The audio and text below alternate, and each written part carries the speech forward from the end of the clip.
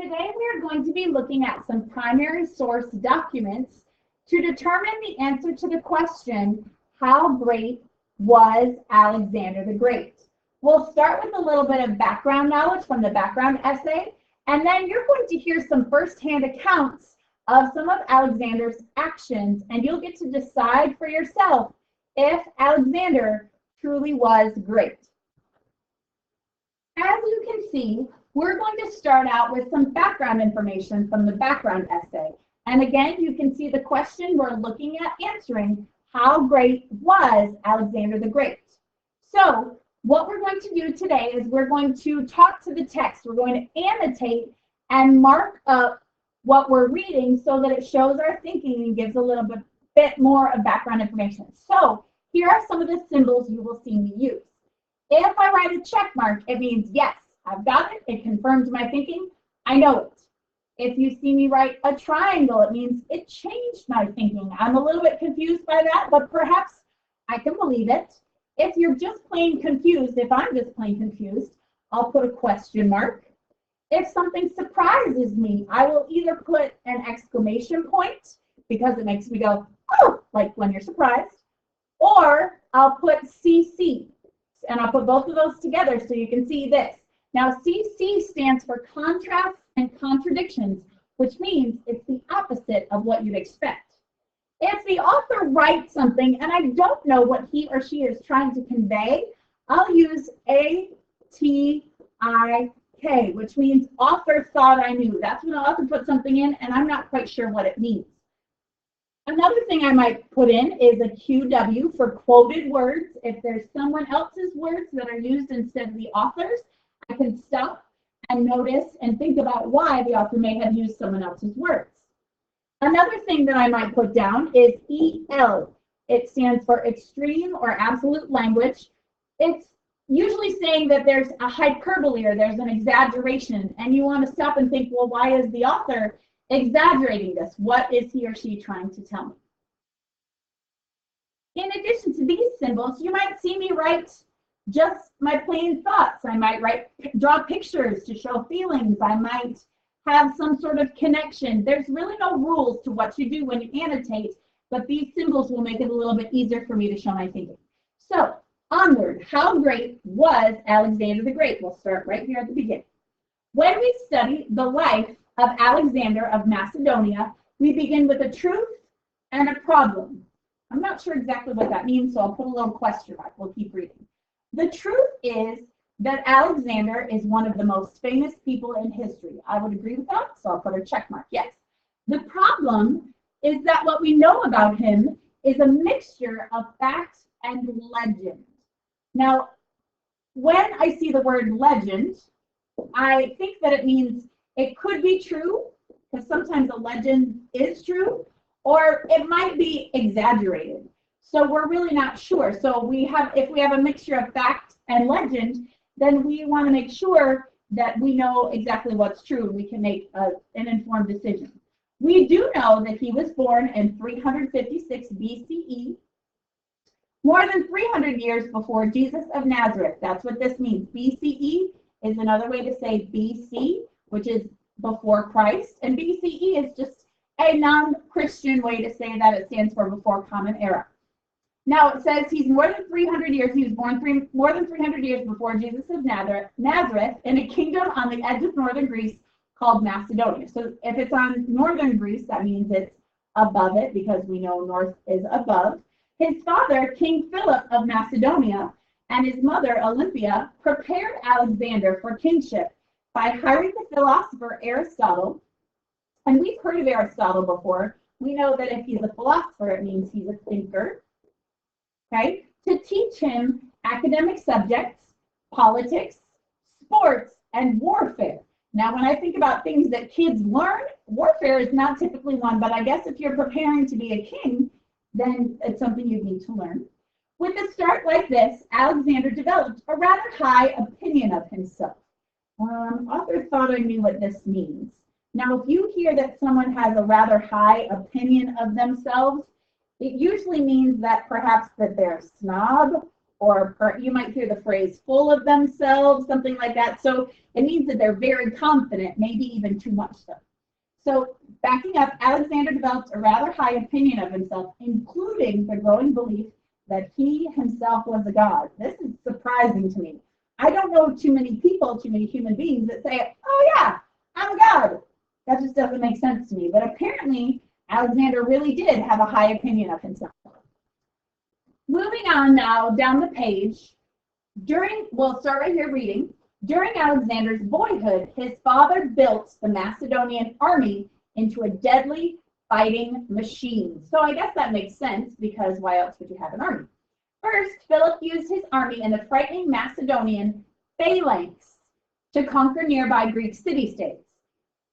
This is HGWATG, so we'll talk about that in just a moment. Next, Philip planned to attack the huge Persian Empire. Now for the phalanx, I can see here, this is a picture of the Macedonian phalanx with their extra long spears. So you might not be able to see from this picture, but these right here are humongous shields. And all the people on this side of the phalanx are all holding the shields to protect themselves. And in the front, they're holding them here. Now you can see they all have extra long spears.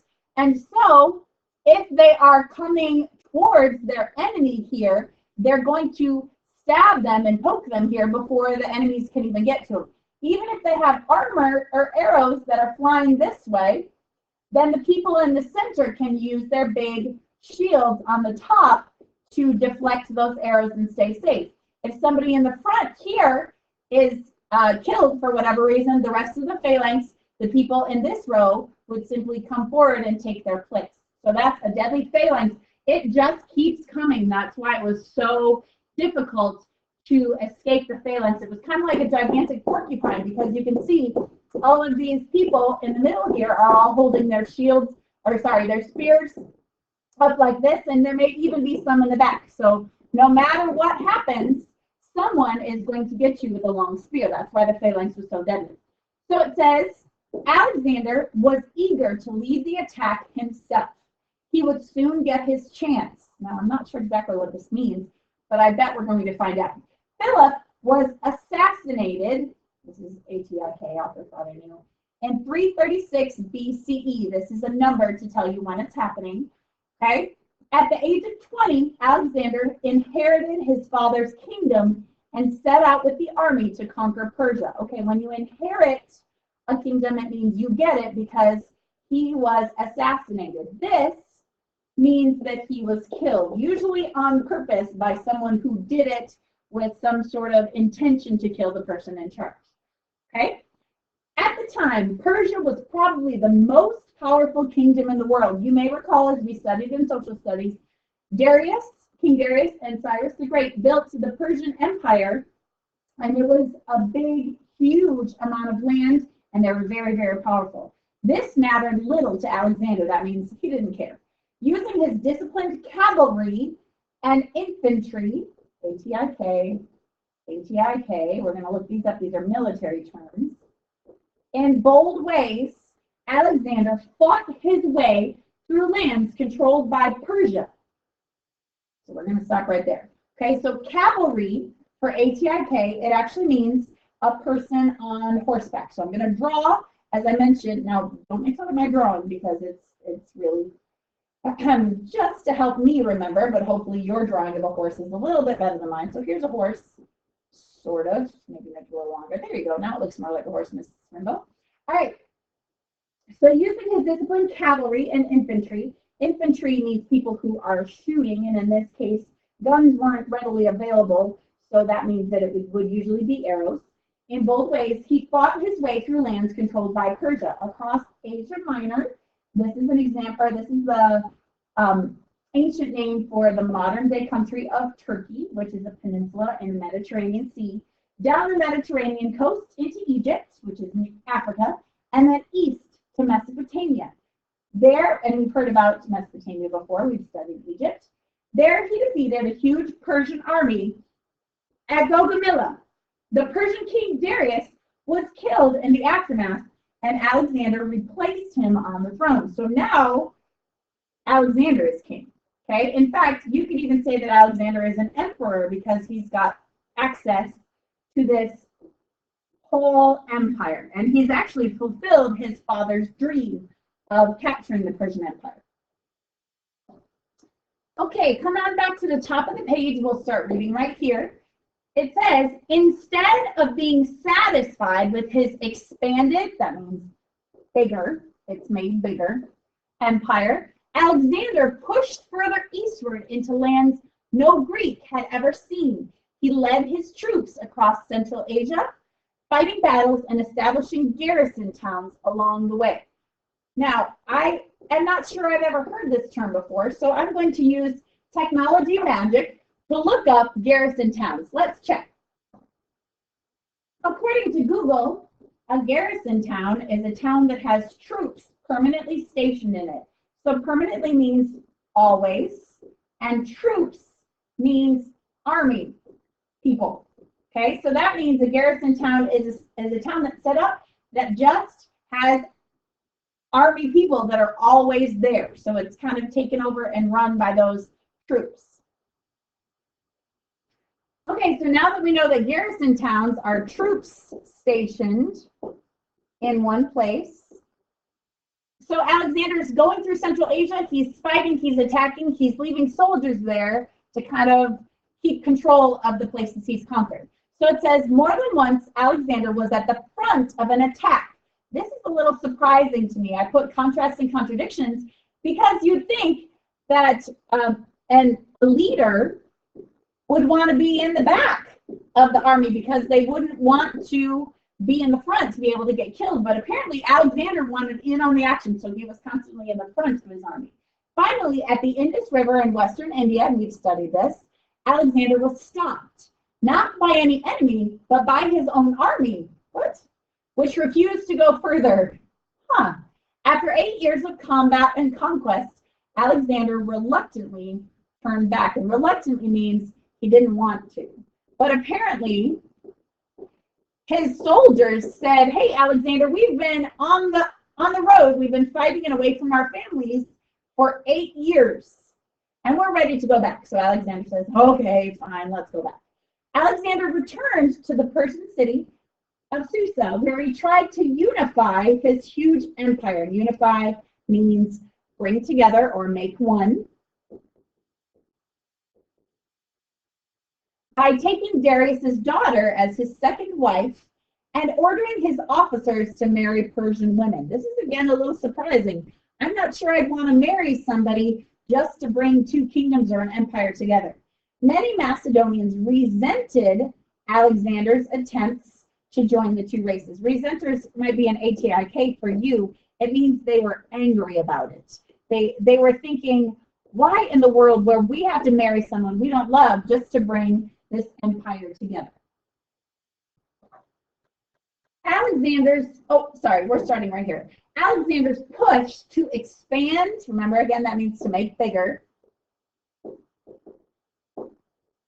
Expand his empire took its toll. That means there was, just like at a toll booth on the highway, they paid for it. In this case, they paid for it with health and with mental health, all sorts of different things. So it says, over the years, he had suffered severe wounds, and that's like an injury, that weakened his health. In June of 323 BCE, after a bout of heavy feasting and celebrating, Alexander became ill. That means he's sick. Okay, so after he is enjoying himself, celebrating, saying, yay, we won over all this land, 10 days later, he was dead. Now that's kind of surprising. So there must have been some sort of issues underneath his health that caused him to die just because he was sick. For reasons that are unclear, he had not named an heir. Now an heir, it's pronounced like this, okay? But when it's H-E-I-R, it means someone to take over for you after you die.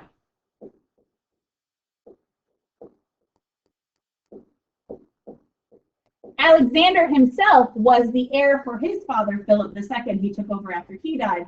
But it says he had not named an heir. So after much fighting, Alexander's generals split up the land. So they figured, since they were the generals, they were the ones that he had the most conversation with and communication. They said, well, all this land must belong to us. They couldn't agree on it, so they split it up.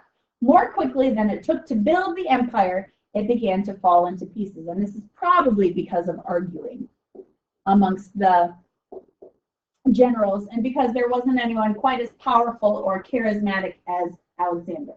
Flash forward 3 centuries. Now, 3 centuries, in case you don't know it, is 300 years. A Roman military commander named Julius Caesar, and you've probably heard of him before, is on campaign in Spain. That means he's fighting in a military. That's what an on campaign means. There he encounters a statue of Alexander and is said to have wept. Now, this is a little surprising to me. Julius Caesar was one of those tough military people that came a little later in Roman history, but I'm not quite sure why he's crying, why he's weeping at the statue of Alexander. Caesar was reportedly overcome by the thought that Alexander had achieved so much at such a young age. So what that means is he's kind of in awe, or he's really admires Alexander. He thinks he's super awesome. But did Alexander deserve Caesar's tears and respect? This is the question that we're looking at. Was he really that great? Examine the following documents. These are primary sources, things that we became aware of during that time, and answer the question, how great was Alexander the Great? Now, 6th graders, as you read through these documents, your job is to think about everything that you hear and everything that you read and everything that you mark with me. And you are going to think about your answer to this question. You will gather evidence and highlight things in each of the documents that make you think, yes, Alexander the Great was great, or no, he did some things that were not so great, so I'm not sure he deserves to be called Alexander the Great. You are required to read and annotate documents A, C, and E. After that, you will have a choice to do 1 or 2 more if you have extra time, because you are going to be gathering this information to present your argument about how great Alexander was.